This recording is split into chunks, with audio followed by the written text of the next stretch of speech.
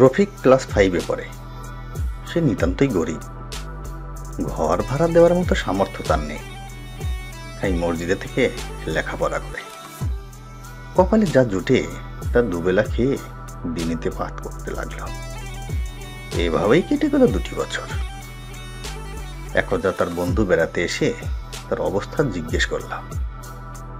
তখন সে বলল, ভাত দুবেলা জুটলেও তরকারির তেমন ব্যবস্থা হয় না। এদিকে মসজিদের পাশে ছিল একটা হোটেল। তাই সকাল সন্ধ্যা হোটেলে যা রান্না হতো তার ঘ্রাণে ছাত্রটির খাওয়া হয়ে যেত।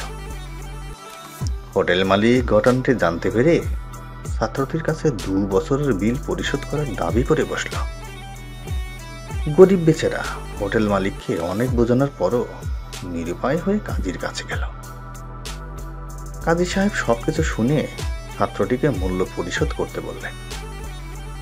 তখন সে অনেক অনুনয় বিনয় করে কাজী সাহেবকে বোঝাতে লাগলো, কিন্তু কাজী সাহেব নাছোড়বান্দা।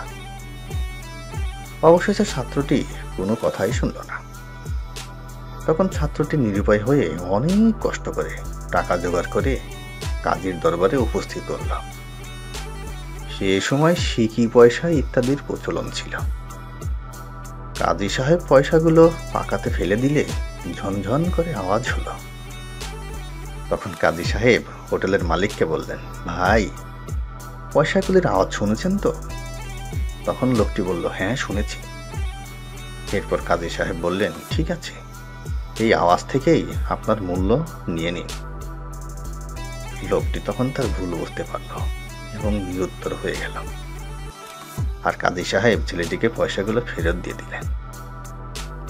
বর্তমানে আমাদের সমাজে এমন অনেকেই আছে যারা মানুষের সম্পদ অন্যায়ভাবে আত্মসাৎ করতে সামান্য কুণ্ঠাবোধ করে না। স্পেশালি আপনি আপনার নিজ এলাকায় লক্ষ্য করলেই দেখবেন কিছু মহল আছে যাদের কাজই হলো অন্য সম্পদে কিভাবে ভাগ বসানো যায়। এমন মহলের অনেক ক্ষমতা, পলিটিক্যাল বলেন আর আইনি বলেন, প্রতিবাদ করলেও নিস্তার নেই। কোনো না কোনোভাবে হ্যারেস করেই ছাড়বে। এই ভয়ে অনেকেই মুখ খুলতেও ভয় পায়। কিন্তু প্রকৃতপক্ষে এই সকল মানুষদের ভিতরটা ভয়ে ভরা। শুধু দরকার একত্রে প্রতিবাদ, প্রয়োজনে অন্য ব্যবস্থা। দেখবেন কুকুরের মতো লেজ গুটিয়ে পালিয়েছে।